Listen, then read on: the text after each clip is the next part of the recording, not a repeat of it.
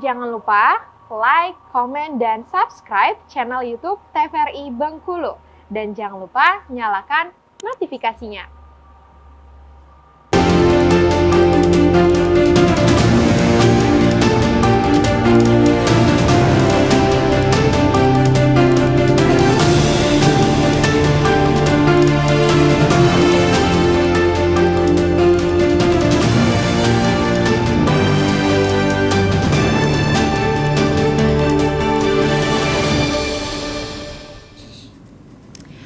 Pemirsa, balik lagi di Berendo bersama saya Agnes Samadadi dengan tema kita konten kreator di media sosial bersama dengan Mbak Intan dan juga Pak Didi dari akademisi.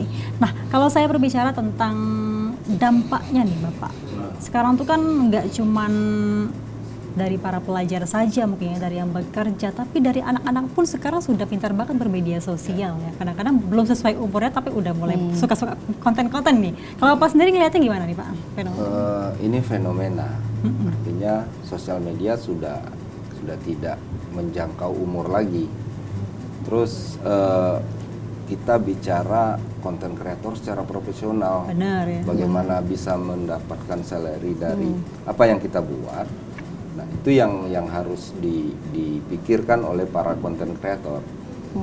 Harus memperhatikan beberapa aspek kalau dari segi keilmuan ya. Yang pertama, bagaimana dia membuat sebuah riset. Riset itu bagaimana dia melihat fenomena yang ada. Seperti sekarang hari hujan, orang butuhnya apa gitu. Nah, riset itu yang dibutuhkan. Terus uniknya seperti apa. Nah, itu yang harus dipikirkan kalau ingin menjadi konten kreator yang berhasil. Kedua, manajemen waktu. Seperti Mbak Intan ini tadi, dia sudah punya keluarga. Artinya bagaimana dia memanage waktu dengan kontinuitas yang harus dia lakukan. Karena ketika para pengikut di sosial medianya tidak menemukan beberapa hari hilang uploadan, mereka akan hilang. Bisa-bisa ya sekarang kan netizen ini kan kejam ini. Jika dia butuh, dia langsung masuk, men-trigger ke akun, tidak ditemukan ya dia langsung hilang. Manajemen waktu perlu dan itu kontinuitas yang harus dilakukan. Terus para konten kreator juga harus melihat SEO kalau istilah kami itu, Search Engine Optimization. Bagaimana dia bisa melihat apa sih trending yang hari ini gitu. Dan itu dibikin hyperlink kalau istilah keilmuannya. Jadi diserempet-serempetkan seperti itu. Hari ini misalnya ada beberapa, kalau di e-sport itu ada BA dari klub-klub e-sport. Bagaimana nempel ke sana gitu.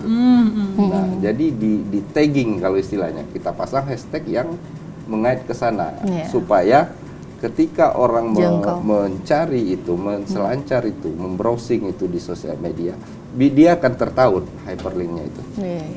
Terus yang paling penting dilakukan oleh para konten kreator, bagaimana dia mampu membuat sebuah kemasan, kalau istilah kami itu content writer. Nah, seperti biasanya orang secara otodidak, banyak juga yang tanpa copy content writer tadi. Mereka hanya otodidak, bikin vlog, upload.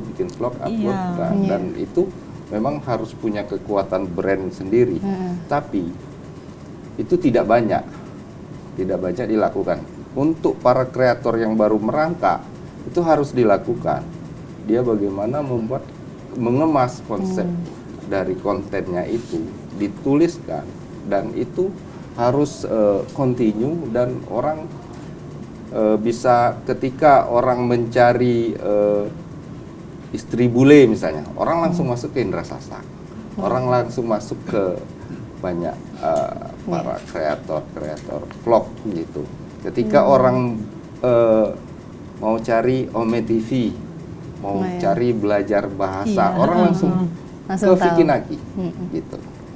Itu yang harus dilakukan selain dari kemampuan fotografi, videografi, dan editing gitu. Iya, kalau kita bahasnya secara profesional ya. Iya. Tapi kadang-kadang orang nih bukan cuman sekedar untuk profesional aja ya, tapi sekedar konsumsi untuk diri pribadi, dan juga kadang tuh orang nyebutnya sebagai flexing medsos nih ya. Iya. Ya, lebih apa ya, mengumbar-umbar apa yang mereka dapatkan, penghargaan mereka, apa yang mereka capai, seperti itu ya, Iya. Pak Didi ya. Nah, itu lebih kepada menunjukkan jati diri. Nah, biasanya orang-orang seperti itu orang-orang yang tidak pernah memikirkan AdSense, tidak pernah memikirkan apa sih feedback apa yang dia upload. Dia hanya ingin menunjukkan bahwa ini loh yang terjadi, ini loh saya. Itu yang dilakukan. Oke, kalau dari Mbak Intan sendiri sudah menerapkan apa yang sudah disampaikan oleh Pak Didi tadi? Hampir semuanya udah ya. Kalau secara teori kan seperti yang disampaikan oleh Bapak tadi kan ya. Kalau kayak penggunaan hashtag itu kan apa yang lagi viral, kayak kemarin ada itu ya, kita tahu sebelah Rafael itu kan. Iya. Saya ikutan bikin karena saya pikir itu lagi happening kan, nggak lama dari dia di TikTok viral. Oh, kenapa nggak bikin juga? Tapi setelah saya upload, alhamdulillah teman-teman saya lihat ada yang request kayak gitu kan, oh dia bikin juga, mungkin ini dari saya bikin gitu kan, dia bikin juga kayak gitu.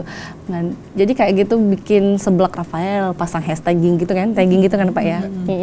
Terus itu kayak harus lihat, memang betul kata Bapak tadi, ngelihat apa yang lagi viral dan sekarang, konteksnya lagi happening dibicarakan. Ya, betul gitu ya Pak ya.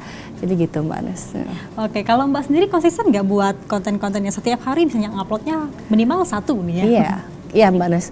Kalau saya itu minimal saya usahakan 1 ya. Mau nggak mau kan, karena kita seperti yang Bapak bilang tadi kan, kalau tidak ada 1 hari aja yang itu mungkin akan loss ya. Karena kita kan itu sebagai konten kreator yang dilihat oleh penikmat itu ya, penonton ya, kayak Mbak Nes kita kan, pastilah apa sih yang dia upload hari ini, pasti menunggu kan, apa aja konten kayak saya kan cooking, apa aja yang akan dimasak, apa aja yang di-upload, minimal 1 hari itu 1. Dan memang saya udah bikin draft, itu udah banyak di CapCut itu, aplikasi saya itu udah banyak waiting, cuman mana sih yang mau saya pilih-pilih dulu yang mau saya upload gitu Mbak. Di balik itu juga apa yang kerjasama dengan brand lain dan cooking yang passion saya sendiri itu saya pilih-pilih. Kapan saya mau upload, kapan saya mau belum dulu kayak gitu Mbak. Ya, jadi ada jam-jamnya juga kata Mbak Anis. Biasanya itu jam-jam orang yang lagi santai, kayak abis maghrib gitu kan. Ada waktunya ya. Itu ya nggak apa ya. Percaya nggak percaya sih, kalau saya tuh ngefek ya Mbak ya. Kebiasaan kita sebagai orang tuh di jam istirahat kayak abis maghrib atau setelah bangun tidur kayak gitu kan, kayak jam 7 pagi itu biasanya orang rata-rata membuka handphone kan ya. Jadi kayak yang ya udah deh jam situ aja kalau aku mau upload kayak gitu. Ada jam-jamnya, atau di siang hari betul di jam istirahat kayak gitu. Jadi emang saya pikirkan juga Mbak sampai kayak gitu. Kalau Mbak sendiri nih, kerasakan enggak sih income yang didapatkan nih ketika sekarang udah konsisten nih ya buat konten gitu? Alhamdulillah Mbak Nes, buat jajan udah cukup ya. Jadi di samping mendapatkan income yang dari sisi pekerjaan saya yang benar itu kan ya, alhamdulillah dapat juga tambahan dari saya membuat ini. Ada beberapa brand yang udah kerjasama, yang udah DM, kayak ngajakin collabs kayak gitu. Ada juga kontrak beberapa dengan brand kecantikan di Kota Bengkulu yang kayak gede kayak gitu kan. Ya alhamdulillah Mbak Nes dari situ. Makanya nggak harus yang wow gitu kan. Untuk memulai yang penting kalian semua itu bisa untuk memulai dan bisa juga konsisten. Alhamdulillah nanti kedepannya ngalir aja. Benar-benar. Ngalir, nanti kalian juga nemuin, oh di sini passion saya, oh saya niche-nya ke sini, ke arah situ. Jadi mulailah dari apa yang kalian suka gitu. Berawal dari hobi ya. Oke, gitu. baik, kita jeda dulu, nanti kita bahas lagi ya dengan tema kita yaitu konten kreator di media sosial. Pemirsa, kami akan kembali setelah jeda pariwara berikut ini.